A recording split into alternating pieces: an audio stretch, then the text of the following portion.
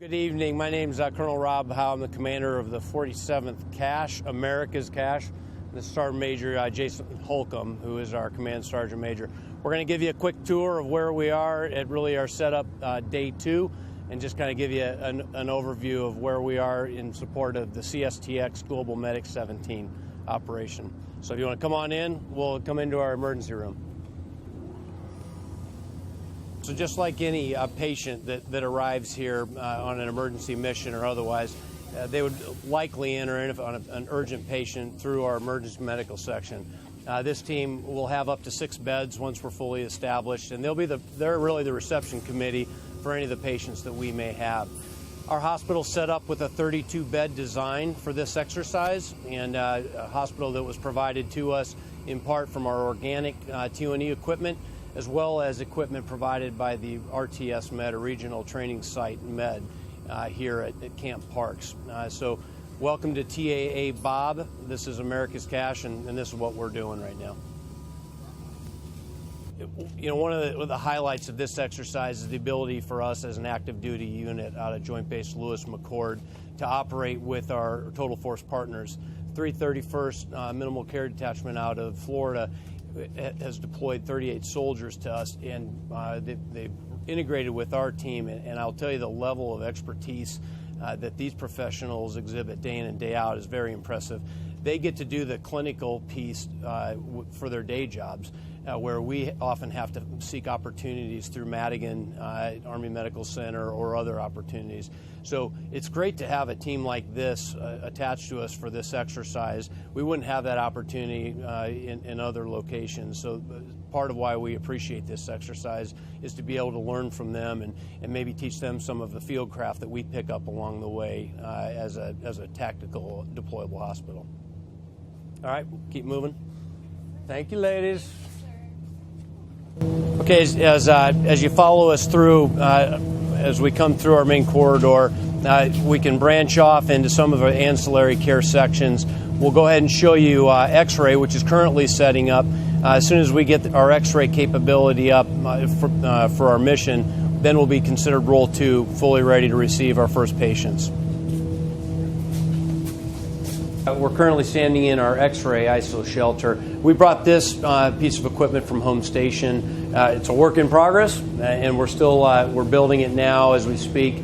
But it gives us full X-ray capability here, just like you would in any of our major hospitals. All right, let's head on over and check out some of our other areas. This is the interchange for the hospital, which serves as a centralized hub. All of our ancillary services branch off of this tent here. Patient's darkest day, you could expect that they might end up back here in our operating room. You'll have 2 tables established that are already set up now, but as they come through the corridor and work through EMT, this is ultimately where they may end up on one of our operating room tables. Okay, we'll go ahead and enter into our operating room. This is Specialist Chavez. I'd like her to give you a quick rundown of what she does here. Specialist Chavez, I'm an OR tech here at the CASH. And my job is really just to assist the surgeon getting everything ready for surgery. In the room we have our 2 circulating nurses and our CRNA. And usually we would have the surgeons in this room, but they're not here right now. But my job is to get everything ready, prepare the sterile fields, and then assist the surgeon throughout the surgery. We have our CRNA who make sure our patient is alive. Our circulating nurses who make everything possible as well. They go and get everything that we need as well, make sure everything's ready for surgery. So yeah, we wouldn't be able to do any surgeries without all the staff in this room right now. All right, thanks, Chavez. Okay, after the surgeries are complete, the patients will likely be delivered next to our intensive care unit. So I'll show you that next. We just entered our intensive care unit. This is a 12-bed capability for some of our more urgent patients and that are coming out of surgery or preparing. We have resuscitative capability here, but I'd like to introduce you to one of our nurses, Captain Vargo, who leads this section. Captain Bargo, is there anything you want to talk about for the ICU section? Currently, right now, we have 12 beds. That is our capability. We're able to take care of a slew of different types of patients, sir.